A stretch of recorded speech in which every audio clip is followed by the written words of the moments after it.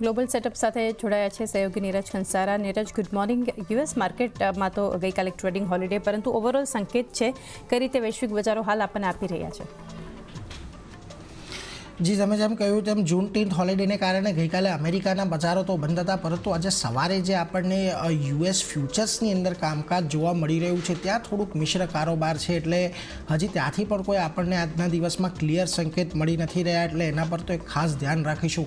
પરંતુ આજનો દિવસ થોડો મહત્ત્વનો એટલા માટે પણ છે કારણ કે બેંક ઓફ ઇંગ્લેન્ડની આજે આપણને બેઠક થતી જોવા મળવાની છે અને તેઓ વ્યાજદર અંગે નિર્ણય લઈ શકે છે. હવે આપણને ખબર છે કે યુરોપની અંદર અમુક કન્ટ્રીઝ પોતાના દેશની અંદર વ્યાજદરો પર બદલાવ કરવા લાગી છે, વ્યાજદરો ઘટાડવા લાગ્યા છે.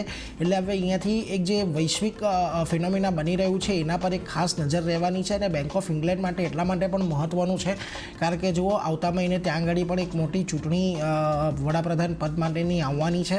એટલે એ પહેલાં ત્યાંની સેન્ટ્રલ બેંક કયા પ્રકારનો નિર્ણય લે છે એ પણ એક મહત્ત્વનું રહેશે. પરંતુ એની વચ્ચે ચીનની જે સેન્ટ્રલ બેંક છે એમના દ્વારા વ્યાજદરોની અંદર કોઈપણ પ્રકારનો ફેરફાર કરવામાં નથી આવ્યો.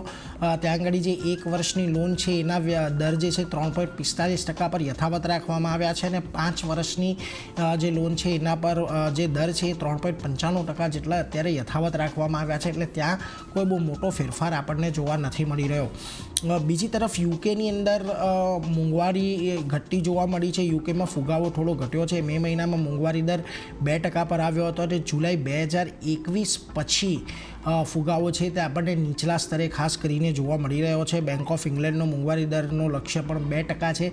એટલા માટે હવે અહીંયાથી ખાસ મહત્ત્વનું એ છે કે આજના જે વ્યાજ દરનો નિર્ણય અહીંયાથી આવતો જોવા મળે છે એ કઈ રીતે આવે છે અને એનાથી એક સેન્ટિમેન્ટ એ પણ ક્રિએટ થશે કે હવે વૈશ્વિક અર્થતંત્રમાંથી જુદા જુદા જે દેશો છે તે હવે વ્યાજ દર કાપ તરફ આપણને આગળ વધતા જોવા મળશે. એટલે આ બધા પર તો નજર રાખીશું જ, પરંતુ એ બધાની વચ્ચે આજે એશિયાના બજારો ખાસ કરીને જોઈ લો તો તમને નિક્કી આજે થોડુંક દબાણ સાથે કામકાજ કરતું દેખાઈ રહ્યું છે. ત્યાં આગળ આજની શરૂઆત થોડીક નબળી થતી દેખાય છે, પરંતુ જો તમે જોશો શાંઘાઈ અને હેંગસેંગ આ બંનેની અંદર આજના દિવસમાં તમને ખાસ કરીને થોડો મિશ્ર કારોબાર જ જોવા મળી રહ્યો છે. શાંઘાઈમાં દબાણ છે, હેંગસેંગ થોડુંક એક ફ્લેટ ટુ પોઝિટિવ કામકાજ કરી રહ્યું છે. પરંતુ આની વચ્ચે જો તાઇવાનના બજારો આજે થોડાક પોઝિટિવ શરૂઆત આપી છે, કોસ્પીમાં પણ પોઝિટિવ શરૂઆત છે અને સ્ટ્રેટ ટાઈમ્સ થોડુંક દબાણ સાથે કામ કરી રહ્યું છે.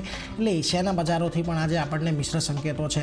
પરંતુ ગિફ્ટ નિફ્ટી તરફથી જુઓ આપણને કોઈ બહુ મોટા સંકેતો નથી મળી રહ્યા. 23,503નું ગઈકાલનું ફ્યુચર્સનું ક્લોઝિંગ હતું.